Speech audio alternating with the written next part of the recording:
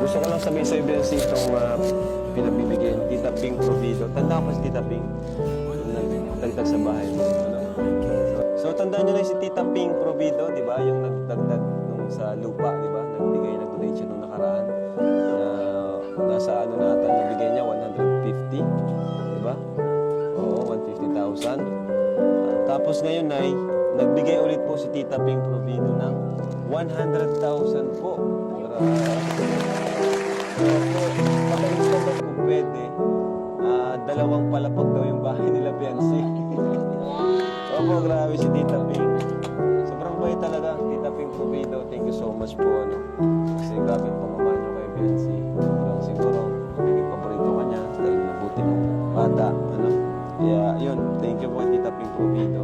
At thank you rin po kay Leo D. Fans. Nagdagdag din po siya sa pabahay, di ba? Dahil pa, no? Ngayon, nagdagdag din po siya ng 50,000